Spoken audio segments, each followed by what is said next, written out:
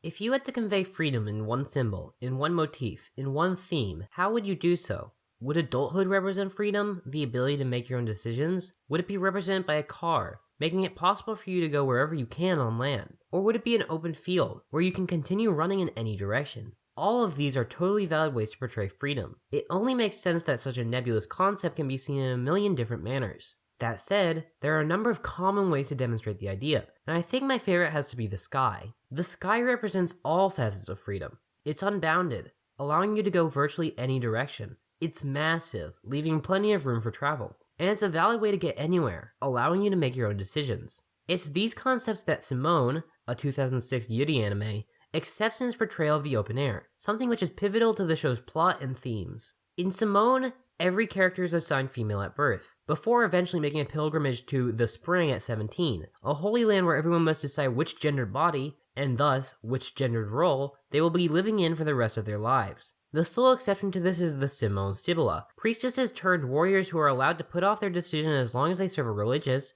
and now militaristic, function, by pairing with another person to pilot a Simoun. While everyone in this world may be considered female up until 17, it's still quite restrictive, and modern gender roles for men and women clearly exist once the decision has been made. To be sure, the country where Simoun is set, Simulacrum, is better than its neighbors in many ways. The entire human race of this planet is assigned female at birth, but reproduction is necessary, and in absence of the spring, other countries have settled on other methods. The nation of Argentum uses medical technology to forcibly make the choice shortly after birth, removing any freedom. But while those of Simulacrum are free to decide for themselves, that option is not all it's cracked up to be. Not only are the choices restrictive, constrained to a binary that not all wish to follow, but the decision itself is forced. It's both socially and legally necessary to go to the spring at 17, and only becoming a priestess, which at this point is nothing more than a soldier, will get you out of it. Not everyone has made their decision by the time they turn 17, and some characters are forced to make the choice once they're already at the spring. Sure,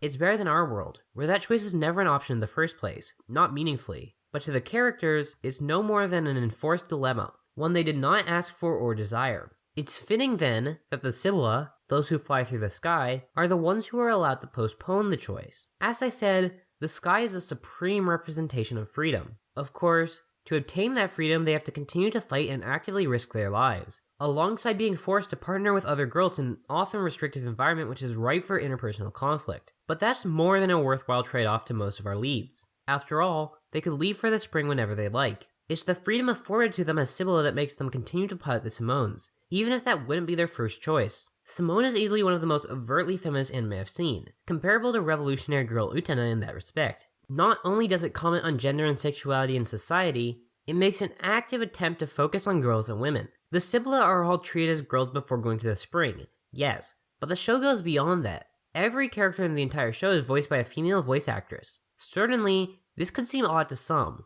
but it's quite important to the show's aims. This is an anime focused on true liberation from the forced gendering of society. Even in this world, where gender roles could easily be abolished due to the fundamentally different biological structures at work, men are dominant in society while women are submissive. And I think the point here is clear. A feminism which merely focuses on putting women into power will only reproduce the gendered inequality of the present through a new framework. Rather, the gender divisions need to be destroyed as much as possible, such that no one is forced to make the oh-so-repressive choice if they don't want to. Of course, as I said, Simoun is a Yuri anime, and it approaches that genre from a feminist framework as well. Most notably, it questions the, at the time all too prevalent, class-as-inspired narrative. The girls are actively encouraged to pair together, as it's necessary to pilot the Simouns, and a mutual kiss is required to get them running. But this is, like in Class S series, meant to be somewhat temporary. Certainly, relationships forged by Sibylla can continue, but if they're to do so, it's expected that it'll be in a heterosexual manner. If one partner chooses to be male and one female, there's no problem,